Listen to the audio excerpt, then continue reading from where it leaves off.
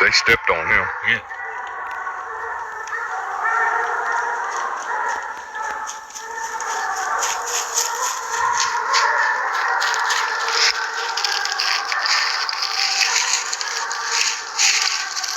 Thought I seen when he got up.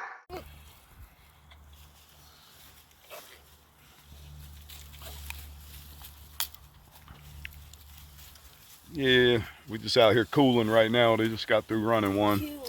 Few miles. Yeah. Welcome back to the American Game Dog Podcast, where we shine light on the dog men, breeders, and houndsmen who've dedicated their lives to working dogs and the traditions that surround them. Today, we have a very special guest, a true houndsman and the man behind one of the most respected families of hunting dogs in the woods today, the County Line Blood. His name is Reece Baker, and over the years, Reece has built a reputation not only for being a dedicated hunter, but also for creating a bloodline that consistently throws hounds with nose, drive, and bottom. We're going to dig into his journey, the origins of the County Line Blood, the traits that define it, and what it takes to build a line of dogs that stand the test of time in the woods. If you're a houndsman, a dogman, or just someone who respects the traditions of working dogs, you're not going to want to miss this conversation. Let's get into it. This is the American Game Dog Podcast with Reece Baker. How you doing, Reece? Oh, I'm doing good. Doing good. See, how you doing, bud? Doing all right, man. I'm just ready to go ahead and let people, if they don't already know, let them get to know, what you got going on with these dogs and, what goes on in the woods as well, for a lot of beginners. Yes, sir. I appreciate you having me on. Man, I appreciate you taking the time to get on, man. So with no further ado, we're going to go into the background and origins firstly. So the first question is, can you start by telling us how you first got into hunting with hounds? Yeah. So pretty much, man, I was born into it. I'm third and maybe fourth generation. Okay. So my daddy, I mean, he was a hunter and a houndsman when I was born. So it was already there. I was already, born into that lifestyle and that world. And I mean, when I was old enough to go out to my swing set, there was a kennel right next to my swing set. So, so like I said, I was born into it. And so anyway, and obviously when, we got of age, me and my brother, we could follow our daddy around in the woods or whatever. It got to the point to where when daddy got home from work and, I was probably, maybe 3 or 4, probably 4 years old, closer to that right there. But every time daddy, when he got home from work, it was me and my brother standing there at his waist. We wasn't no more than waist than probably knee high for me. I said, Daddy, let's go run the dogs. Daddy, let's go run the dogs. Yeah. Man, look, we ran him crazy with it. And most of the time, man, he would load us up, load the dogs up, and we'd go down the road and turn them loose. And so I actually went to my first hunt when I was about 5 or 6. And we got there a little late to the club. My daddy had helped start a club back in 1979. Hound Dog Hunt Club is what it was called. And so anyway, and we got there a little late. That was my first. But as soon as we got there, the hounds, there was a buck race. They were already rolling one. Oh, man.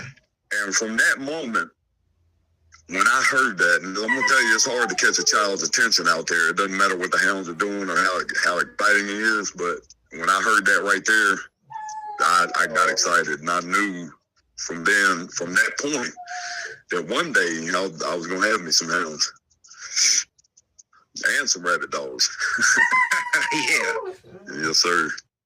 Okay. But that's how I got started, though. I mean, like I said, I was pretty much born into it, and it's in the blood, it's in the DNA, and that's just how it's been ever since. Okay. Who were some of your biggest influences when you first started out in the hound world? My daddy, my uncles, they were into it, my cousins and everything, but my daddy was and County Line is his nickname. That's where that comes from. Okay. And so anyway, he was the biggest influence. There was always, him and me and my brother, and there was a lot of evenings, he'd get off from work and, we'd just cut the dogs out and we'd walk down the field and this is rabbit dogs. And that's how I started, mostly with rabbit dogs, Yeah, and, yeah. And that was it. And, he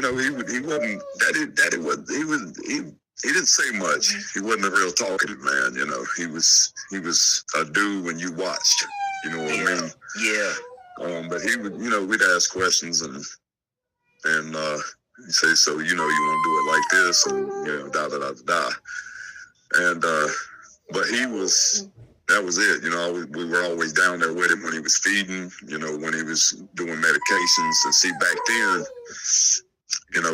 they had a 55-gallon drum that he used to dip dogs, for fleas and ticks and stuff like that. Yeah. You didn't have all the tablets and stuff like that back then that you have these days.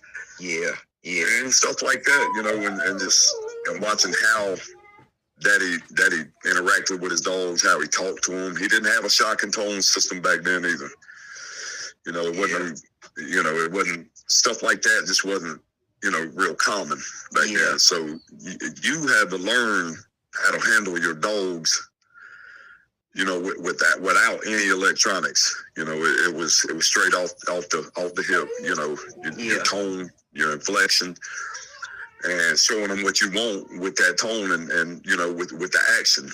And I'll tell you like this, Daddy, we used to hunt an area over off I-40. And I-40 is real busy. Daddy used to take them pack of dogs, walk them across 40 to the median, the grass median, and tell them down. They would all get down and stop. Wait till all the cars went by, and then he said, "Let's go." And then straight across there with him. I mean, he had a handle on them, just like that. I mean, you would have thought the man had, shock and tone capability, but he didn't. I mean, he was true to it. And he had a way with dogs, too. He wasn't just a dog owner. He knew how to handle a dog, and not just hounds and beagles, but German shepherds and, house dogs. He just knew how to handle them, Yeah. And so my daddy pretty much, he was my biggest influence. When there was a few around the club or whatever, Jerry Shields, but that wasn't more of a hands-on. It was just being around his dogs, his hounds, his deer hounds. Yeah. And seeing how they handle them, seeing how they load them up, from A to Z, But my daddy. Okay. So, when did you begin developing the County Line blood, and what inspired you to put your own stamp on the bloodline? Okay, so for me, we hunted with the club for years, and then it kind of faded off, and then we'd hop back in and hunt a little while and hunt back, and hop back in there, and then, it kind of fade in and out, it's like, it was like a toxic relationship. But, and then we got, further out to, after that club was done, we joined another club and started hunting with them. And about 2009, that's when, you know what, I was like, I'm getting my own. I'm starting everything mine from scratch right now. And so, and I should have started before then, but it wasn't in the cards for me before that point. You know what I mean? But yeah. So 2009, I told my daddy, I said, I'm going to get some hounds. I'm going to get some puppies, and I'm going to raise them, train them myself. And he just grinned real big. He said, let's go. I said, I already done looked and see. Back then, you looked in the 2009. I wasn't on any social media platforms at that time. Yeah. So what was that? What was that paper called? The Nickel or something like that? I don't know. But anyway, I looked in that paper, looked in the classified, where they had the dogs and stuff, and I saw 2 Tree and Walker hound puppies for sale, $75 a piece. And I called the man, and he still had them or whatever, and I made plans and met up with him, went and got my daddy. He was grinning, he was all about some hounds, but he was excited about this. I think he'd been waiting on me to get it started, on my side, as a man, and taking over. And so I went and picked them 2 hounds up in Statesville, North Carolina. Okay. And got there, and I looked at them. I gave the man his 150 and loaded them up. I liked the way they looked. I liked it. They were young. They were only, I think, 7 months, somewhere in there. And so it started from there. And I immediately started training them, working with them and, getting them acclimated to the woods and, the specific game that we want them to run, Yeah. which was deer. And it all started from there. Okay. And, so then we got to, I got a beagle. I got a hold of a beagle in 2010, and I crossed that Tree and Walker to that beagle. And all the pups from that litter passed except for one. And I named him Jay. And so unfortunately, and Jay was probably going to end up being one of those once in a lifetime type hounds. His daddy was Silo. That was the one I bred. Okay. He was the male that I went and picked up in Statesville. And it turns out, Jay got killed at 11 months. And yeah, man, he was tough. He was tough. That's how it goes sometimes too, man. The one that you got high hopes for, something always ends up happening, man. It's usually the good ones because they got that drive. You got to worry about the good ones because they're not going to stop on it until you stop them. Till you knock the deer down or you get in front of the dog and cut him off. Well, I didn't have any GPS back then. I couldn't track him like that. But so he got all 3 of them got on a buck. Silo. I had a beagle named Red Man and Jay, and Silo and Red Man made it across the highway. Jay didn't make it. Man. So So we eventually, I got them back, got Red Man and Silo back across the highway, and so anyway, from there, and I still had Sage, Silo's sister, and she was quick. She was a nice hound. She wasn't gonna be your ideal, one of your best. She would have been a pack dog, so to speak, Yeah. She could trail. She was fast. She could trail a deer good and everything, but she wasn't anything I would have liked to keep in mind. I wouldn't have bred her. Let's put her that way. But I did have an accidental breeding out of her, and actually ended up with some fire out of her. 7 pups, and I had those 7 for a while, and then we came across a plot hound. Her name was Lady, and guy brought her over here for free said, yeah, we'll take her. And she was about 9, 10 months. And so we took her, and the dog had never been trained, never been in the woods. We took her with the pack, and when she hit the ground, she immediately went and she jumped. She jumped the deer by herself, and she was leading that pack. And she was about 10 months old and never even been trained. Man, that's a once in a lifetime dog right there. Yeah. And you know, she handled real well. You know, you call her name, she stops. She drops off the track and comes on. You know, her and my dog Silo ended up being one of, you know, those once in what we call once in a lifetime dogs. It doesn't mean you have only one of them once in a lifetime, but that's a figure of speech. Yeah. Of how they hunt, you know, to drive and getting it done without having to say a word to them. You know, that was what Silo and Lady was. And so for some reason, I never could get Silo bred to Lady. I never could get him. And if I could have got that done, ain't no telling what, you know, would have came out of that. But so what I did was I took and bred Bull, which is Silo's son, out of that other litter, and to Lady, and we ended up getting some fire out of that. And so we ran that pack of 7, that first litter. We ran them up until about 2016, 17. Some of them, they started dying off. They started, you know, some of them had some health conditions that we, you know, you ain't got no control over that. Yeah, some cancers and stuff like that. They were bred too tight. You know, with line bred. Yeah. And it was just a little bit too tight. And they died off kind of young, and Bull was the last one that survived out of them. He was about 13 or something like that.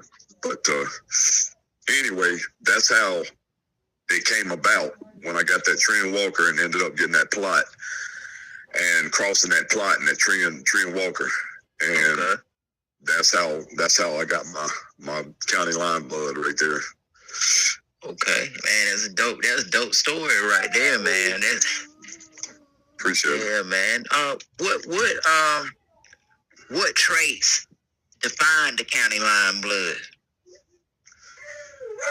They've got to the traits. Well, first of all, you know, they got to have some nose. Excuse my I got a beagle in here. He's a little old, retired cold. They got to have nose. They got to have some heart.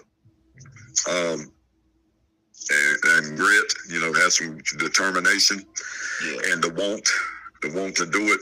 And yeah, that's one thing about it. You can't, man. I'm gonna tell you something. A hound is stubborn. You can't make a hound hunt. If he's not gonna hunt, he's not gonna hunt. You can't make that happen. Yeah. But what you can do, even if it's not, you know, one of the best hounds you've ever had, you can still get the best out of him, you know, by putting in the work, you know, putting in the groundwork, feeding them tracks, you know, breaking in that new pair of boots you got last Christmas. You got to break them in and break them in good, put some miles on them. Oh yeah. You know, and you know, it's my belief that if you ain't watching your hounds, if you ain't walking with them in the woods and watching them on what they're doing, you don't know what you really got. Yeah. You know, you don't know what you got. So the traits that I look for is, like I said, the hunt. You know, I want to breed in some athleticism, good build, you know, conformation, you know what I mean? Oh yeah. That's not necessarily, conformation is not necessarily one of the most important things, but you want to be sure that you're not breeding in some hip issues, you know, some joint or issues that over time, you know what I mean? So oh yeah. I'll tell you, I got a hound over there now, he's a big old, big, flexible, strong, athletic hound, and he's quick. But he quit hunting in about, let's see, probably 3 or 4 years ago, and I think somebody shot over his head. I think that's what happened to him. But even after he had stopped hunting, I still bred him because he's got a great build. He's got that athleticism, and I knew what he used to do. You know, he used to lead them too. You know, a lot of the times when they jumped, he was leading them. I mean, I'm talking about pouring the coals. You know, I'm talking about stroking now. You hear me? and one day something happened. He quit. He ran up to one of our hunters that he didn't even know and jumped up on his chest like he was scared. You know, he wouldn't leave him. And I said, somebody did something to that dog. Yeah. So anyway, I went ahead and bred him anyway because he's got, like I said, he's built good. Yeah. And he comes out of that old plot blood that I used to have. And so I bred him to another female that I acquired in 2016, I believe it was. She was real cold nosed. I wasn't a big fan of her build, you know, and it seemed like she kind of had bad hips. I don't know if something happened to her before I got her, but anyway, I crossed him to her because she had a real cold nose on her. She could take an older track, you know. I could put her out on an older track, and she'd take it, and you know, it was cold, but she'd turn it hot, you know, get him up out of the bed, and so what I did is took his blood and his build and, you know, all his traits and crossed it with hers, and again got some more fire. He threw good puppies. He threw some real good pups. I got guys that have pups out of him in Virginia and South Carolina, out of her on the coast of North Carolina, and they've all that whole litter turned out to be some fire. So, and they got, you know, exactly what they're bred for. You know, they've got the determination, heart, drive. They got the guts to get it done. You know, and they won't quit on it. You know. And that's what I look for. That's what I look for. They're gonna have some, you know, are they gonna stay? Are they gonna stay with it? You know, stay in power. Yeah. You know, are they gonna stick with it? You know, from the time we turn out in the morning, catch up, drop, do it again, do it over and again, and are they gonna do it at the end of the day? You know, that's what I breed for. Okay. How does your line differ from other well-known hound bloodlines in terms of drive, nose, stamina, and temperament? Now, repeat that first part again. How does your line differ from other well-known hound bloodlines in terms of drive, nose, stamina, and temperament? I wouldn't say so much that mine, you know, differ, because there's a lot of houndsmen that you know, we have somewhat of a template what we look for. You know what I mean? Yeah. Mine are tree stock hounds. Mine are not going to have as much stamina, say, as, you know, somebody else that runs foxhounds, you know, or running Julys or running walkers. You know, those dogs they're built different, and they're bred different, and they're going to be able to run longer distances for a longer period of time. Sometimes it's not always the case. As far as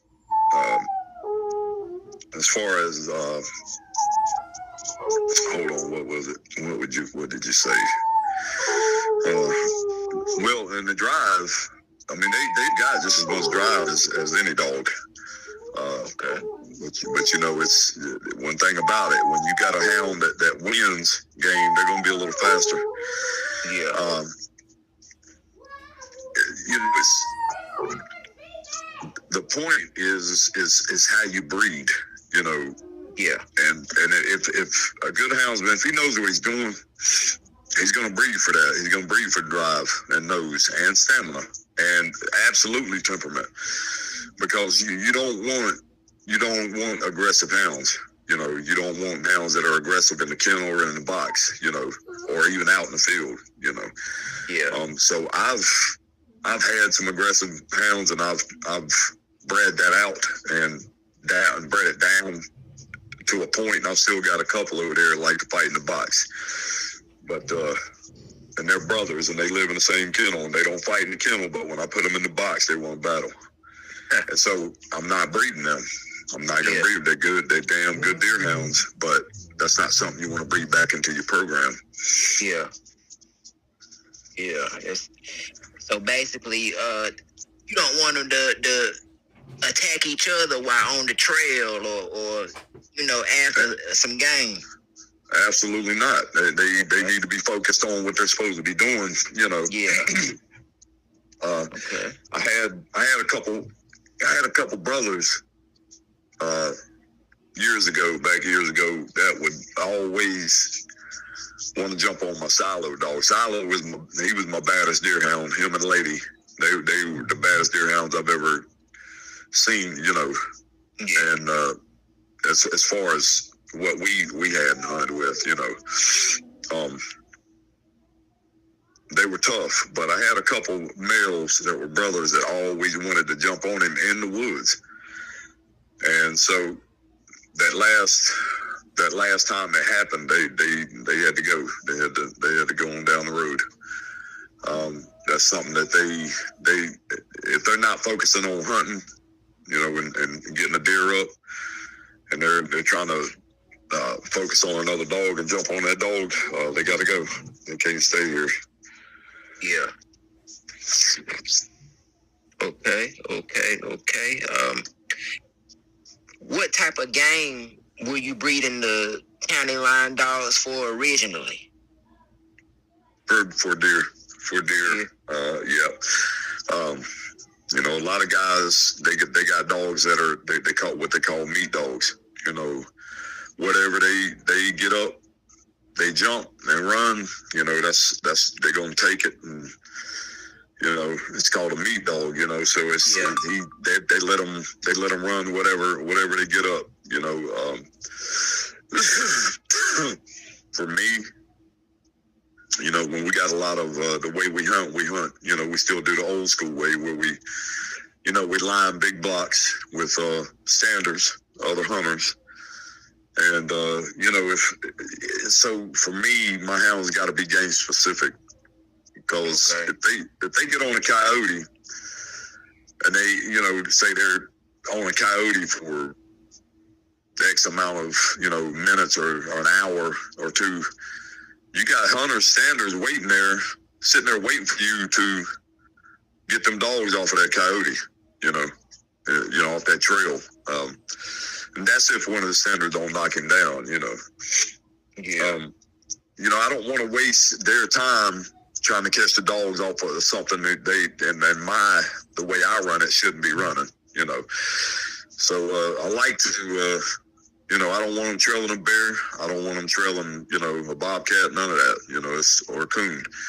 They need to be on a deer, and I try to break them, you know. Yeah. And so far, we haven't had any issues with them, you know, running off game. Okay. Yeah, that's a good thing. Yeah. Oh yeah. Yeah. So, do you feel the line has evolved over time, or has it stayed true to its roots? It has evolved. I feel like, you know, if a houndsman and his pack, if they're not getting better, if they're not evolving, and they get complacent, you know, they start to get stagnant.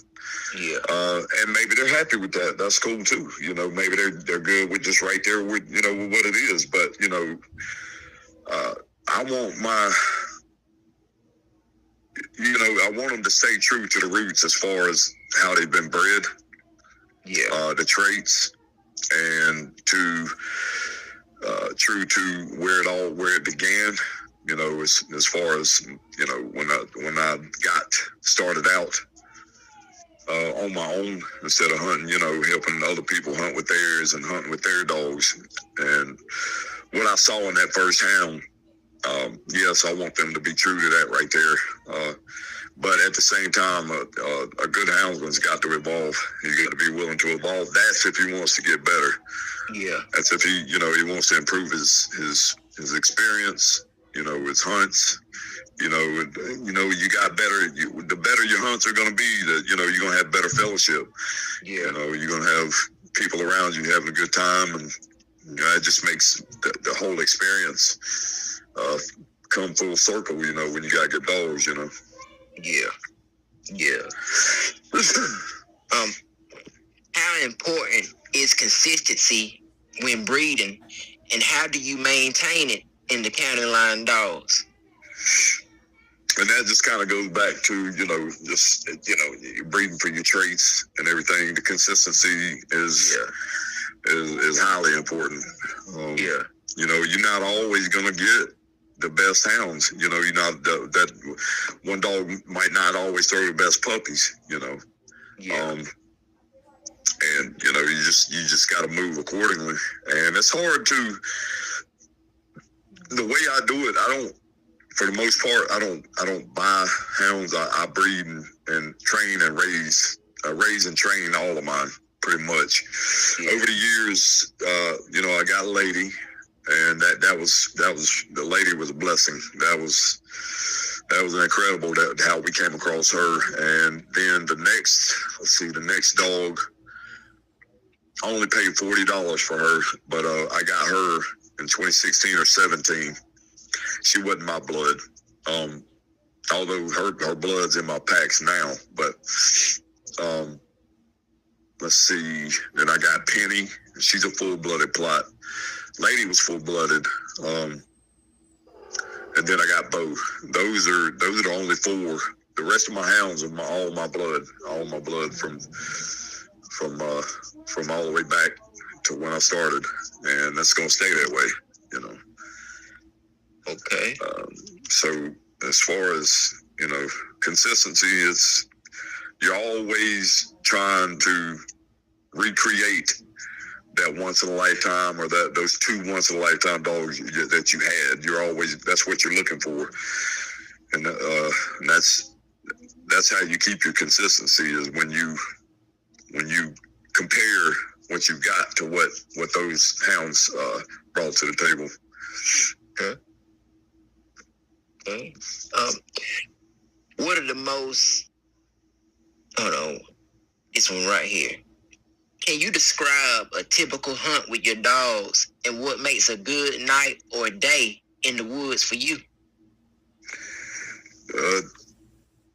I'm gonna tell you like this, man. A typical hunt. The hunts are gonna be different. They're gonna be different. From day to day, from weekend to weekend.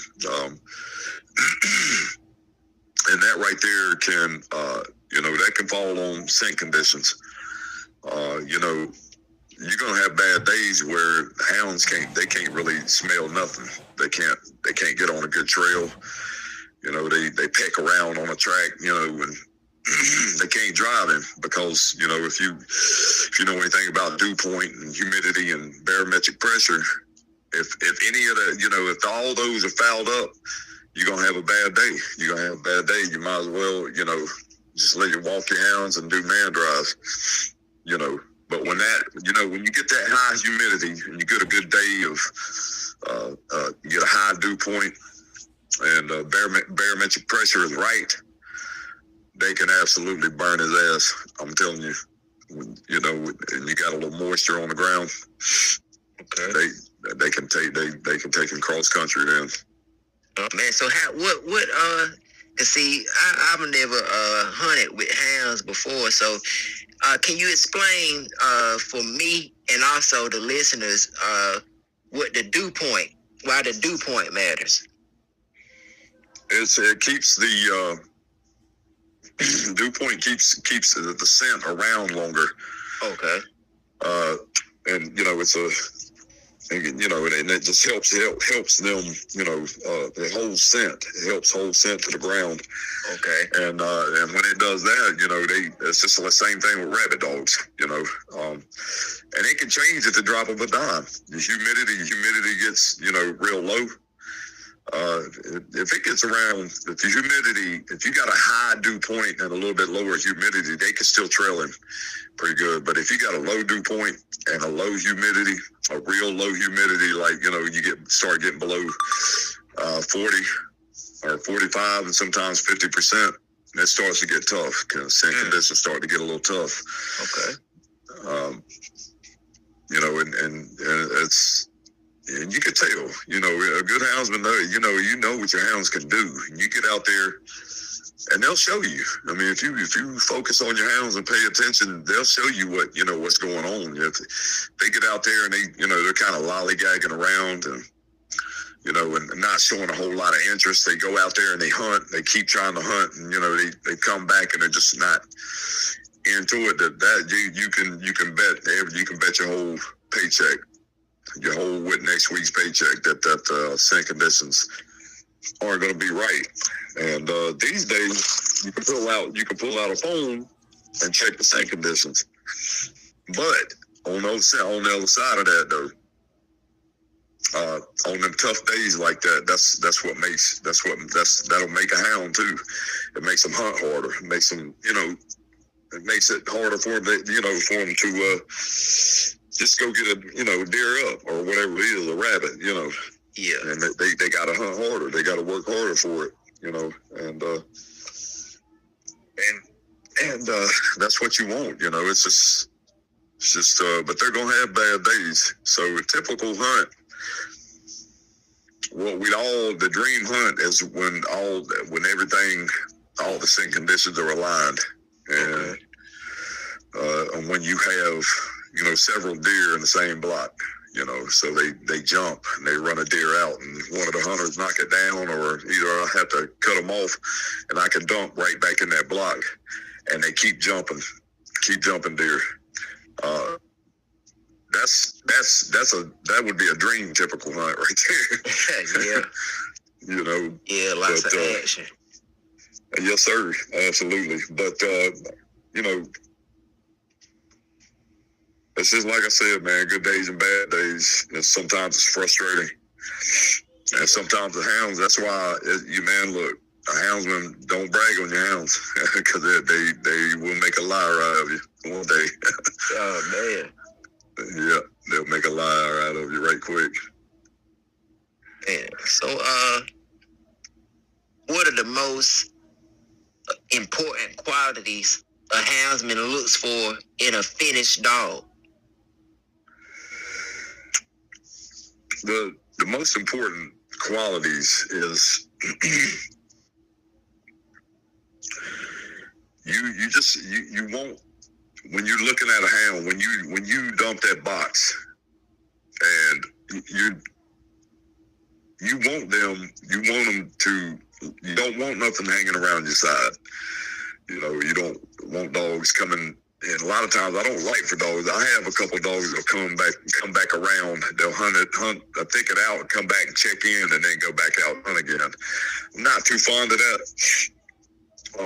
I'd rather them, you know, just keep hunting and staying there. That's a quality that I don't like.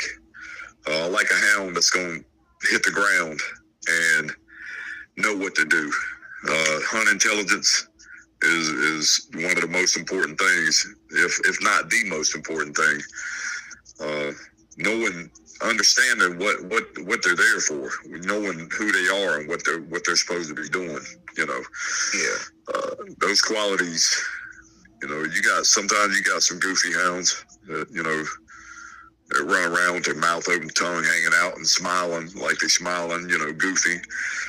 That's, you know, it's all good and well, but, you know, that's not a quality that, you know, and that's what you would call a pack dog. They kind of they'll hit the bush and they come out and just, you know, circling around, and that's what you call a pack dog. And so, you know, if that dog can run a good trail, if he can run a good track, then he can stay because he's going to apply pressure at that point. You know, if he can, I've had dogs that are pack dogs that can when they strike. And I ain't talking about cutting. You know, most houndsmen will know. You know, I ain't talking about swinging and cutting. I'm talking about going straight to them, honoring the strike.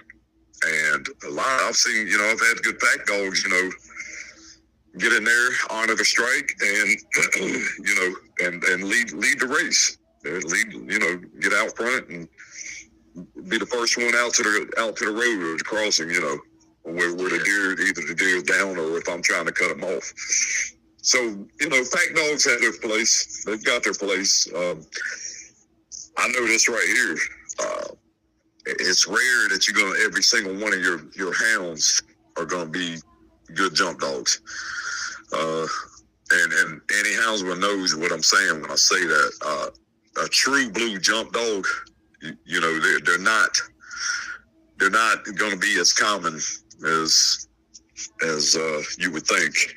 You got some dogs that go in there, they'll hunt hard, and once in a while they'll jump something, but then you got dogs that'll get in there and they know how to jump a deer. They know how to jump a piece of game.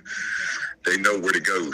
You know, I've got some hounds over there right now. If I take them to a specific spot where we've hunted before, where they've jumped deer in that thicket, they will go exactly straight to that spot right there. It's like a recall in their brain.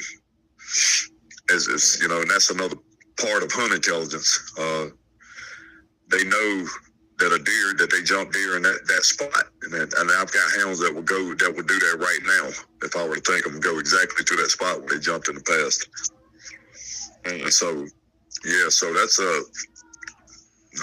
a quality. That's good hunt intelligence that you want. You know, and like we talked about before, you know, you want hounds that got grit, that they're determined, and something else I didn't touch on. You got some hounds that'll stick right there with the deer when it's down and bay at it. You got some that'll lay down right there next to it and won't leave it. But then you got some, and when the deer's down, when the race stops, when you don't hear them anymore, and the race stops, and you see that dog, a couple of them dogs coming back to you, that deer's down. That deer's down, because them dogs ain't gonna stop. They're not gonna stop until I cut them off or the hunter knocked them down. Yeah, so that's, you know, those are good. You know, if you got a wounded deer or a deer that you shot and you can't find it, you know it's down, you know it's hit good. A good quality in one of those dogs that won't leave the deer, that deer, you know that dog's with that deer. If it's sitting there on the GPS stationary, it's not moving after somebody shot at it. Yeah, that he's with that deer, and that's a good way to find, you know, wounded deer or a deer that's down. You know, you can just follow that GPS to that dog, and then there's your deer. You know. Man, hey, yeah, man. I got to come on a hunt with you one day, man. See how it's really done, man. Hey, come on. You're more than welcome. You're more than welcome, man. Yes, sir. Can you share a memorable story from a hunt where the county line dogs really showed their strengths? Oh, man, let me see. Let me think here. Let me think now. There's a lot of memories there. Let me think of one. Let me think of something.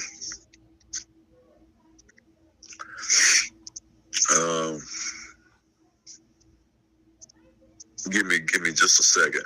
Let me brainstorm a little bit. Go ahead, man. Go ahead.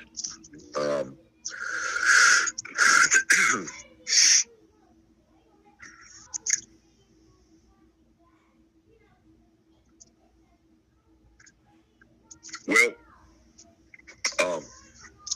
one of my, you know, it is most memorable for me is when I was hunting up on the Virginia line up there in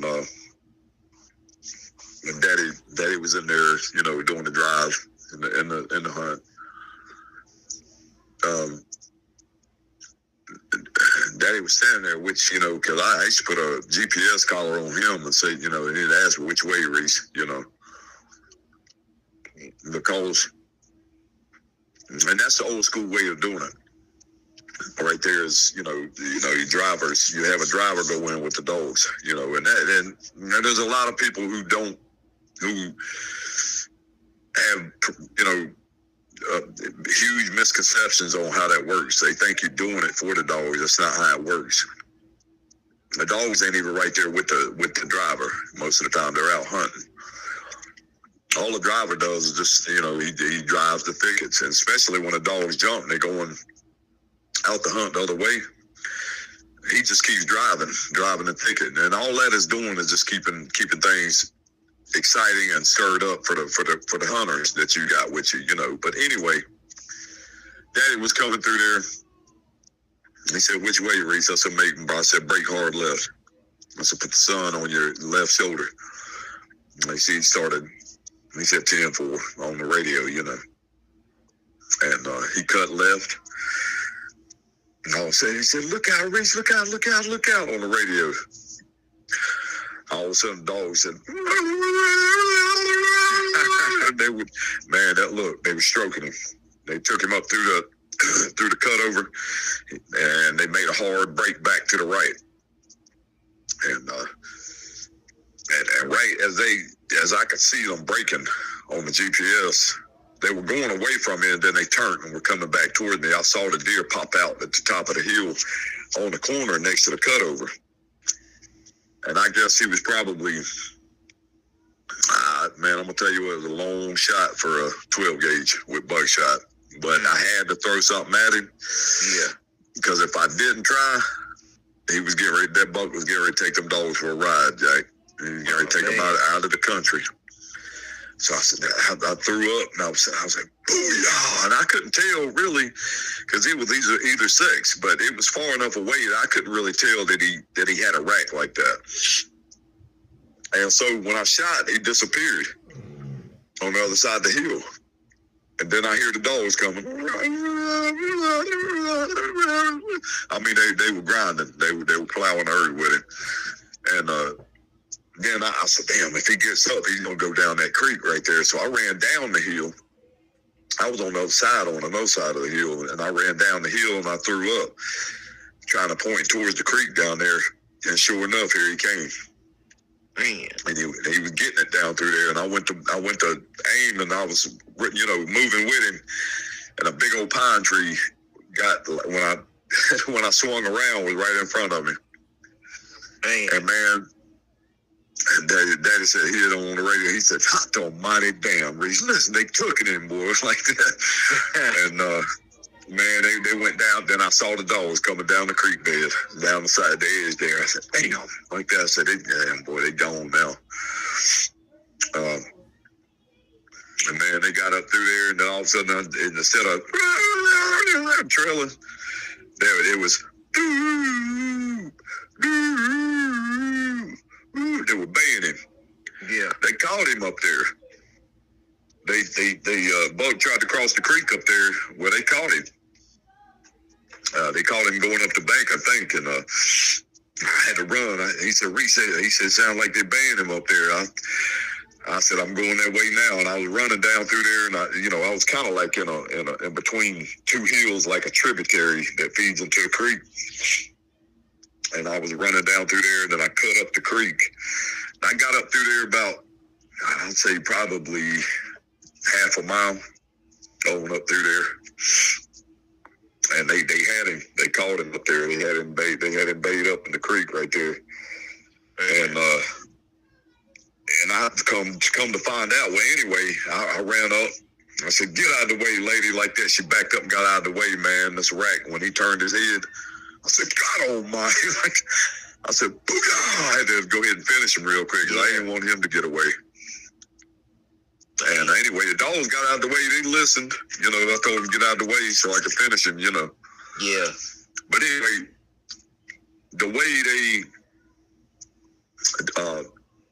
you know, just the way they were trailing that buck, and the way they was grinding him like that, and just to see them all when I walked up, see my pack right there, baying him. You know, and they were looking at me. It's like they were baying, and they would look at me, and then bay and look at me and grin. And they were proud. They were proud of what they just did. You know. Yeah. And see, I pay attention to stuff like that. You know, with my dogs, with my hounds. You know, and because I have relationships, and you know, built with my hounds. You know, they're not tools to me. You know what I mean? Yeah. So. Anyway, walked up, finished the deer, and you know, just that moment, man, you know, when I kneeled down in the creek holding that deer's rack up, he was a 17 pointer. And I didn't even care about me. I was in the water, you know, my boots were waterproof, but my pants weren't. And I just kneeled down on my knees in that creek. And praising my dogs and loving on them and proud. I'm proud. Love you. Good job, baby. Come here, and hugging them. And Daddy hit me on the raise. He said, "Damn, Reece, what you doing?" I said, I said, I got him down up here. He said, "Dude," he said, what is he like that?" Because Daddy didn't see his rack when he jumped. Yeah. And I said, "Hold on, let me look." Like that, I counted. And I said, "He's 17. He said, "Hi, damn, I hear you, Mortimer." He used to call me Mortimer. You know, and because, see, I'd killed that 20-pointer years before that, 10 years before that. And he'd be like, "Damn, boy, I'll be damn.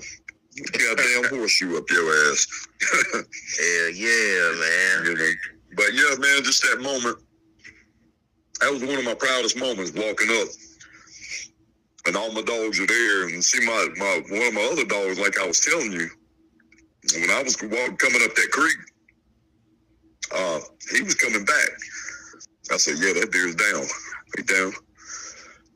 Because, you know, like I said, they don't quit. So anyway, I walked up, finished the deer, and in that moment, I'm holding that big buck, and that my dogs are standing there looking at me. You know, they're winded. You know how a dog pants when they've been busy.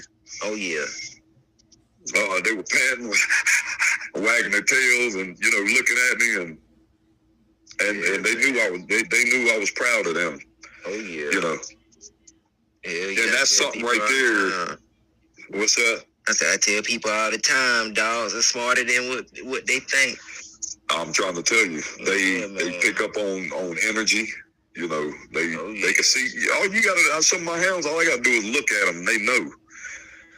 Just look at them a certain way, and they know, you know, what my energy is. You know. Yeah, man. And the thing about it is, I love them. I love my hounds. I love them as much as a man can love a dog. But at the same time, when it comes to hounds and hunting, they still hunting dogs. Yeah. They're not couch potatoes. They're not pets. It doesn't mean they ain't part of the family and that you don't love them, but they've got their place, you know. Yep. But so they knew it, man. They were standing there panting, and you know, they was all wet down from the creek, and we were all right there in the middle of like way back in there. You know, we were already, I don't know, a couple miles back in the woods, but then I had to walk back through there further, you know, another mile and a half, 3/4 of a mile. And it was just us, man. And then, you know, my daddy finally walked up and showed up, and I just remember the grin on his face, you know. Yeah, man. One of many, but that's one of the ones that stand out to me. Yes, sir. Which older bloodlines did you draw from when creating the county line? So Silo came off of let's see, what was it? Rocky Bottom, Bad News Luke bloodline, and the dame was Hardwoods Daisy. And I didn't know much about that bloodline, but I know, a lot of guys from previous years. I've been trying to find that bloodline again, and a lot of guys have heard of the Harwood line, and it's supposed to be a real good line of dogs. Hadn't been able to find that again, but so that right there, I took that cross and crossed that blood there. A lady was out of Curtis Walker, Fly Hounds, out of West Virginia, and she was true to the line that Curtis breeds up there. Everybody, bear hunters, mostly bear hunters. A lot of people want a Curtis Walker dog. But I learned, from getting her. And her being, like I said, I ain't really have to train her, but what she showed me on a deer, I had to continue that. I had to keep that Curtis Walker in there and my silo dog, Yeah. So that bloodline, I like some Pocahontas bred Plot hounds. Now, as far as the tree and walker go, I don't know a whole lot about different bloodlines, but I like a good tree and walker dog. I mean, they're a good all around hound. Plot dog showed me something, and so I've got a couple full blooded plots over there. The lady's dead now; she's dead and gone, but she sold me on plots. I've got one over there. It's got some Laurel Mountain. It come out of Tennessee, off of Roy Clark. She's got some Weems. That comes out of Illinois, the Weems blood. And then I got Bo. Bo's he's a blonde brindle. He's got some Pocahontas back in his bloodline. And so I've heard pretty good things about all his bloodlines there. So I had to get me a little bit of all of those. And they're plot hounds they're bred, pretty much specifically and strictly on for bear first, but a lot of guys use them on hogs, and coon hunting, and but and it's a few guys that run them on deer too, but I'm one of them few. It's rare, it's rare that you got a lot of guys running plot hounds on deer. Okay. Are there any other hound families or strains you respect and think cross well with your county line blood? Let's see. Well, I just made a cross with, I don't know if you've ever heard of Tony Davis, the Buck Assassin. No, I never heard of him. Yeah, he's pretty big on TikTok. He's got a pretty successful Facebook page too. I have to look him up after the interview. Yeah, definitely look him up. Tony's good people, man. Okay. He's a good dude. And so, I was looking to make a couple crosses, for this summer, this spring and summer, just to continue my bloodline. Because it's about to get in time. I got some hounds that are getting, about 7.5 years old, so they're going to start aging out pretty soon. Yeah. So I made my first cross with my Dan dog with Penny. Penny was my outcross, and Dan's my old blood. It goes back to Lady and Silo. And anyway, I made that cross. Penny's a good deer dog. She's a good plot hound. And then I was talking about breeding Dan's brother Bear to Nina, which that was going to be a pretty tight line breed. That's going to be your uncle to niece. In the mainstream world, people, they kind of shun that breeding that tight. But that's not tight enough to have severe issues. You know what I mean? Yeah. So anyway, Tony got in touch with me. He hit me up. He said, "Hey, bud, you want to you breed my Cash dog to Nina?" And Cash is a full-blooded fox walker. He's a champion deer dog down in Bladenboro, North Carolina. And I said, "Yeah." I thought about it. So let me think about it. Let me, because I was really into making that tight, breeding with her uncle, Bear. Cause Bear, look, I'm telling you, Bear ain't the best deer dog. He's more, he jumps the deer sometimes, but he's more of a pack dog. But that dog, if you look at him, if you didn't look at his head and you just looked at his body, you would think he was a pit. Man. He's built. He's the way I call him a muscle man. Man, and so that's what go ahead. Some of them do kind of got the same conformation as some pits as well. Yeah. Oh yeah. Yeah, they built. Yes, sir. And so he. And once they get in the woods, like right now it's off season, and I'll start running them again about October the 1st. They're just a little bit overweight right now, but that's all right. It won't take but a couple 2-3 runs, and that take it right off of them. But anyway, he always, him and Dan both really, but they look like bodybuilders, man. Once that gut trims up, they got that barrel chest and that slant that tapers off on the gut. You see a couple ribs. But then the muscles popping. The muscles start popping, And so anyway, that's why I was going to breed Bear, because his conformation, he like I told you, man, if you covered his head up, he'd look like a pit bull, his body. Not like a bully, a pit bull. Oh yeah, they know you're talking about the game dog. Yes, sir. Yeah, right, exactly. Not the bulky. Yeah, not that bull jump. Yeah, that's what yes, sir. And he's quick now. He's quick too, and he's got a good nose, and he runs a good track. So that's what I was going to breed back in, just because of his physical attributes, Yeah. And but anyway, I thought about it, and I bred Nina. I went ahead and took her down there. It was about 3.5 hour drive.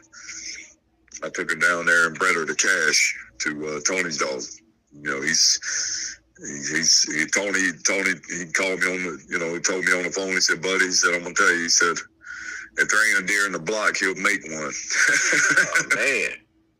Yeah, so I was like, okay. And I've seen pictures with him and Cash, with some bucks they've killed, And I know he's a good dog. He's, like I said, he's ran him in some trials and stuff, and he's placed good with him and stuff like that. I don't know if he's won any championships with him, but what's important to me is hunt. I don't care about what he won, Yeah. It's how he hunts is what's important to me, because I don't get into competitions, Yeah. So I took him down there, took her down there, and crossed her with Tony's dog, and she's, let's see, those pups they are 4. Let's see, they'll be 5 weeks Monday. Okay. Yeah, they just a little over 4 weeks old, but they're already showing the potential that I would look for in a young puppy. Yeah. Real attentive. They pay attention. They listen. They watch. And I'm gonna tell you how I personally pick a puppy. When I pick puppies over the years, the way I pick them every time is that first one that barks and growls at about 2 weeks old, 2.5 weeks old, when they first start walking their eyes open. Yeah. That first one, that barks and growls at me, that's usually the one I keep. Because they're showing me something already. Yeah. Oh, yeah. They're not shy. You know, that's already showing you some determination right there. Yeah. That's showing you some intelligence, and that they can, at that young of an age, they can already focus on something. Yes, sir. Which is, at that time, it's going to be me or you or whoever, you know, who's got that puppy. Yep. And that's how I've always, that's how I've always picked them. I mean, because there ain't no other way to tell at that age. You know, you don't know what they're going to do in the woods, you know? Yeah. But that's how I picked their mama. And I've got her, and she started hunting and jumping deer at 6 months old. So it was either an accident, a fluke, or you know. But it's been a successful way to pick pups. What mistakes do you see newer breeders making when trying to create their own line? One mistake is just throwing some hounds together just because you got some hounds. You know, you got a male and a female, and you're not really focused on you know, what their pros and the cons are with them. You know, as far as we talked about earlier, we talked about aggression, right? Oh, yeah. You know, not paying attention to things like that, not paying attention to the build, you know. And like I said, it's not always 100% important to pay attention to build as it is to much of it as it is hunt intelligence and grit and nose. But you know, sometimes if you got a hound that's got bad hips, you really don't want to breed that back into your program. You know, and that's one of the biggest mistakes is just throwing something together just for the sake of having some pups. Yeah. Here's one of the biggest mistakes these days, and it's a real common theme now, is a lot of these guys are breeding strictly and specifically for speed. So what they've done, because they trial a lot, you know, whether it be on the outside or in the wire, they're breeding for speed. And so when they breed, you continually breed hounds for speed. Guess what? You're breeding out all the other important hunting traits. You're breeding out your nose. You're breeding out, you know, and that's just speed and drive.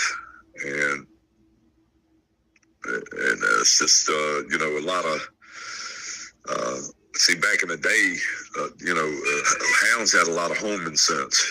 You know what I mean? Yeah. They knew how to get back to where you turned them out, you know, trail their way back. And a lot of times we would find our hounds back where we turned out, you know, the next day or, you know, 2 or 3 days later. And a lot of that old school intelligence and nose is being bred out just for speed. That's a huge mistake, you know. It's important that, you know, you vet who you're buying from. If you buy hounds, you know, if it's specifically speed, you don't want that. Not if you're just a hunter, man. You know, if you're just a houndsman and a hunter, you don't want speed. You want something that's gonna know what to do and go hunt him up and hold that track, you know, with some good nose, you know. Yeah, that's a huge mistake. That's put a stain on deer houndsman world. Where do you see the county line blood in 10 or 20 years? In 10 years, some of these hounds are still going to be around. Some of these litters, that I had this year. They'll still be around. 20 years, it's hard to say, buddy. I mean, it's anything can happen.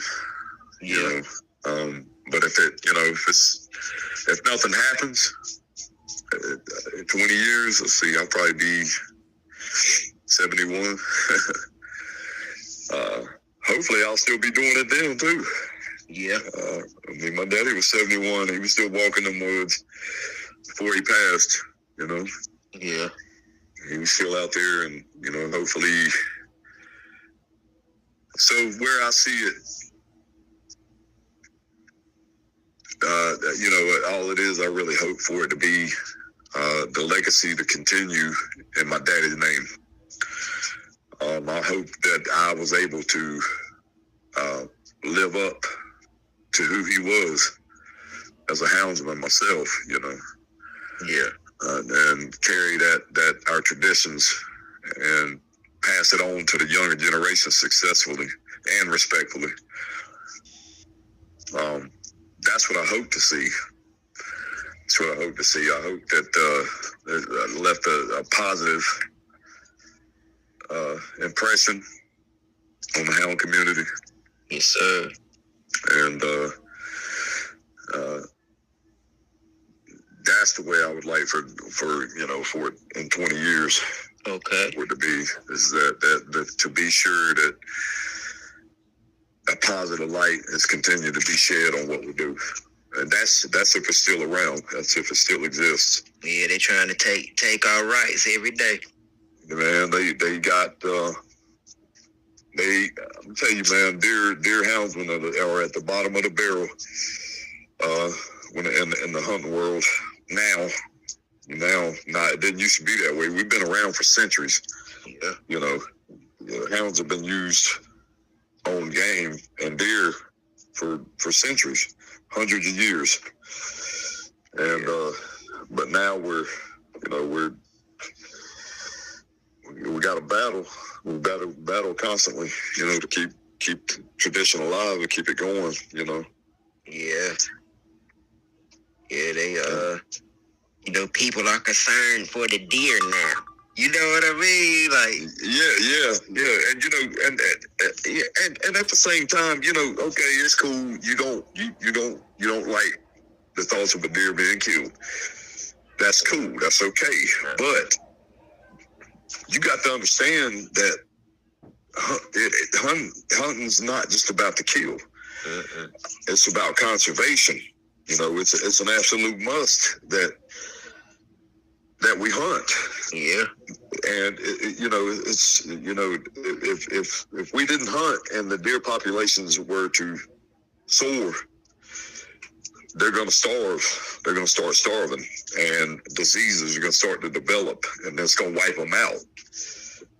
So it's real important that you try to avoid situations like that.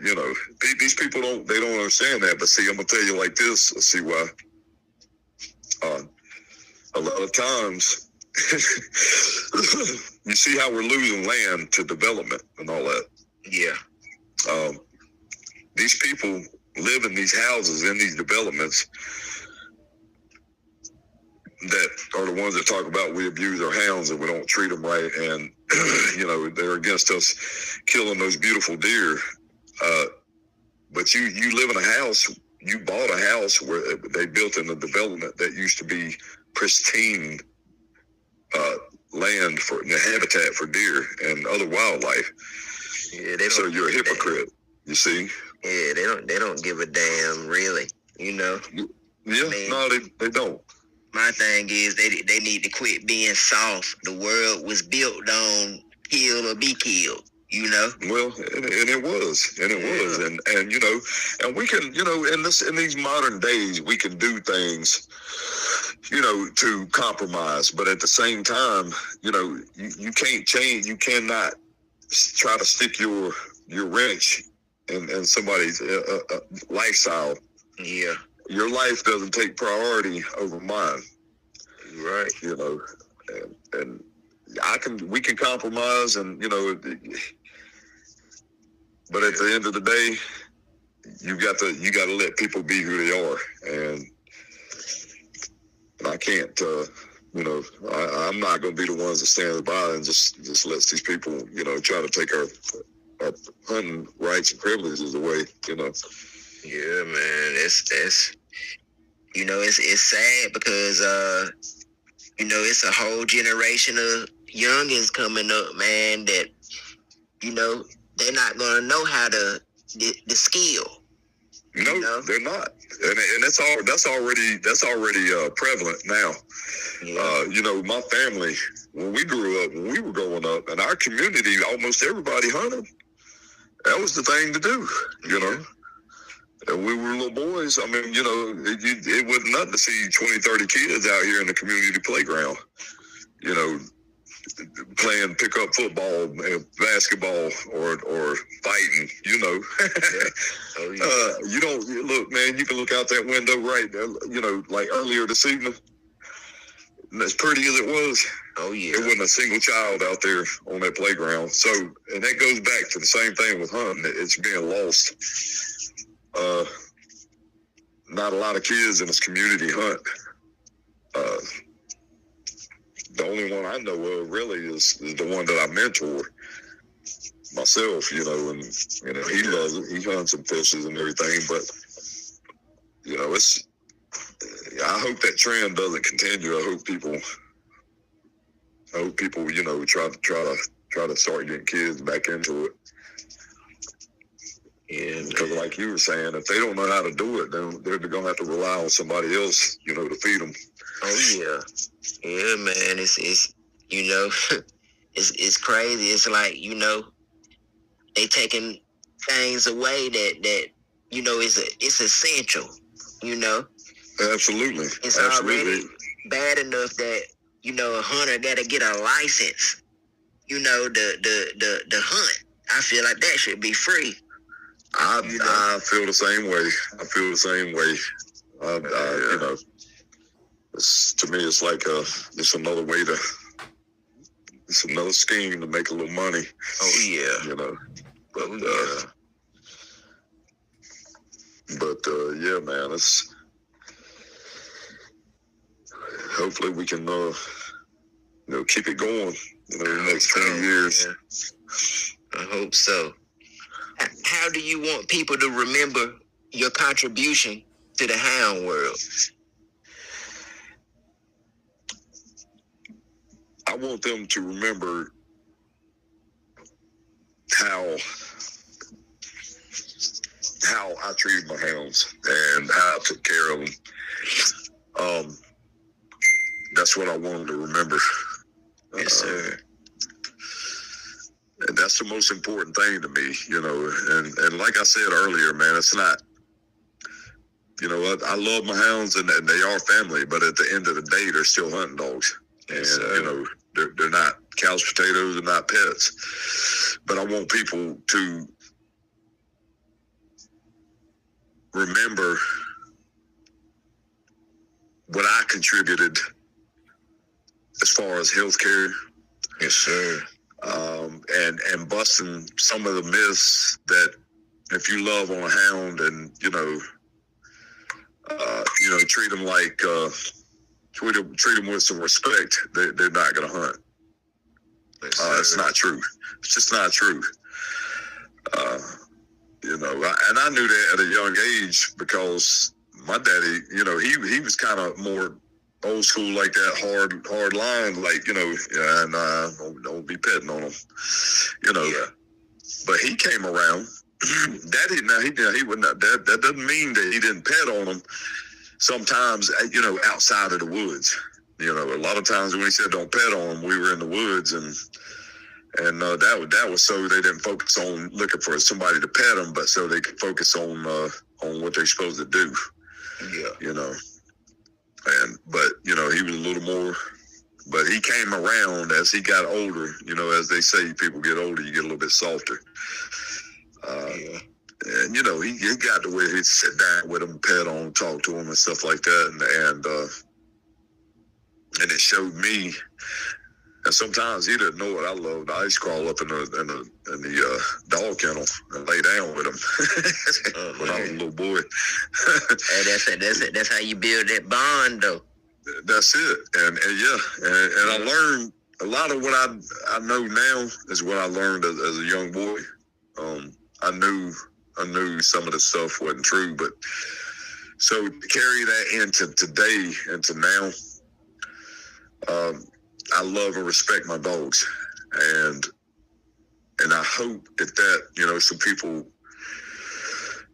gain some knowledge, because see, from that right there, it's gonna bleed into how well you treat your hounds.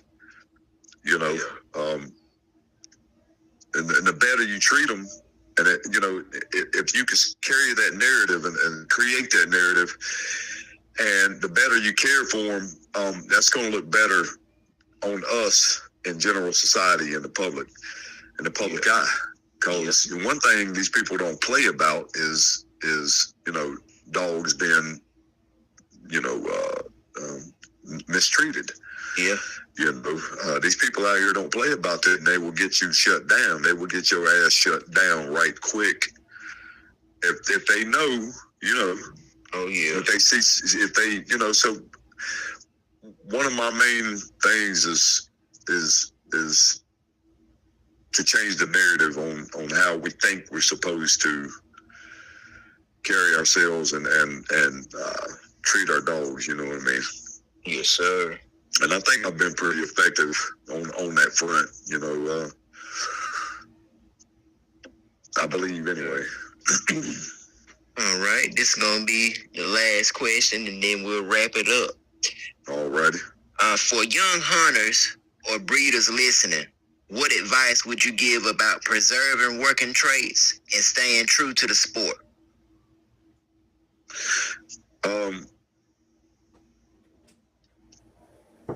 What I would, let's see, let me think about that question again. Let me see.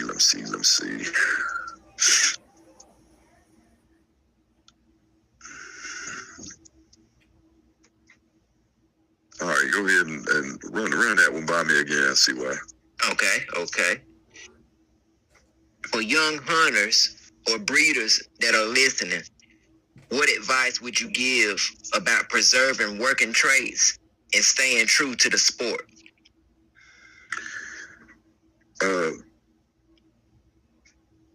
Basically, it's kind of going back to some of the stuff we talked about earlier. If some of these guys could get back into hunt intelligence, breeding hunt intelligence, and nose, grit, which is pretty much determination, and heart. Yeah. And start getting it. And now, there's a difference in a trialer, somebody who likes to do trials, and somebody who's just a hard-nosed hunter. We're going to have different opinions and different views. So as a hunter standpoint, as a houndsman and hunter, from that standpoint, the best way to preserve it is to breed, keep those traits bred in, and don't stray from what you got going that's good, because one day you might see something that somebody did in another fashion. Stay true to what you set out to do. Stay true to your breeding program. Yes, sir. And staying true to the sport is you've got to carry a good bit of respect for the land, and for the wildlife. Just because we're killing them and harvesting meat and everything, that don't mean we have to disrespect the game. You understand what I'm saying? Yes, sir. That right there goes a long way in teaching kids, training kids. You got to have a little bit of a good, healthy amount of empathy to a degree. So you're not training little young sociopath or psychopaths. You know what I'm saying? Yeah. So you're not training these kids to. It ain't about the kill. It ain't all about that. The traditions go deeper than that. The sport goes deeper than that, and you got to understand that everything that you do, and your persona it's everything that is being watched as kids, especially by the kids. Yes, sir. And so you got to be careful, what the little eyes see. Oh yeah. It's real important. That's real important. That respect and that's respect factor. Yes, And another thing, as far as with the preserving the sport, it's we got to be careful. Staying true to the sport and preserving it is we got to be careful what we post on social media. Some guys disagree, and that's okay. You can disagree all you want to, but if you post in adult hounds, baying up a live deer, catching that deer, and then we already see it. We hunters, we're gonna see it. We already know what's going on. We see it happen sometimes. We see the dogs catch deer, but you don't need to be posting that on social media for the world to see. Because when it gets in the wrong hands, that's putting heat on our sport and our traditions. It's happened. It's happened time and time again. They've taken things to court, compilations, and they've almost had us banned and shut down because of those videos. Go ahead and dispatch that game animal. Don't sit there and let that thing suffer, man. And then video it and post it. Don't do that. That's the respect factor. Oh yeah, you're 100%. It ain't about being a punk or a puss or nothing like that, man. It's about respect. Yeah. It ain't about that. That's what a lot of those guys are. You're a liberal tree hugger and that. Nah, motherfucker, I'm trying to keep heat off of our way of life. Yeah. Because once these people get a hold of it, it's all heat from there. Oh yeah, it's all heat. Ain't gonna never let it go. Yeah, and they're gonna, and it's gonna hurt us. Right. It's gonna hurt us. And so at that's the respect part. You got to learn to respect your sport, so that it shows outwardly, into society. People appreciate that, and that's one of the things I was talking about earlier about compromise. It's like my mama, she's not real fond of hunting. You know what I mean? Mm-hmm. So guess what? I'm not gonna do. I'm not gonna send my mama pictures of a deer I killed. Yeah. I'm not gonna send her pictures of of the dogs, anything like that. Why? Because I'm going to respect how she feels about it. I'm going to do what I'm going to do. I'm a hunter. That's what I do. But I'm not going to put it in my mama's face just because I can. Yeah. You see what I'm saying? Yeah. Yeah, you're right, man. Man, I sure appreciate you, man, coming on, man, and giving us the rundown on them county line dogs, man. Yeah, I appreciate it, C-Y, man. I appreciate it a bunch. Man, I appreciate you, man. So, that was Reece Baker, Houndsman, and the man behind the County Line Blood. Big respect to Reece for sharing his story, his philosophy on breeding, and his love for the hunt with us today. It's conversations like these that keep the culture alive, the dogs, the work, and the men and women who carry the torch forward. If you enjoyed this episode, make sure you subscribe, share it with a friend, and keep following along as we bring you more history, more knowledge, and more voices from the world of working dogs. Until next time, this is the American Game Dog Podcast, reminding you to respect the dogs, respect the work, and always stay true to the game. We're out of here. Thanks a lot, Reece. Yes, sir.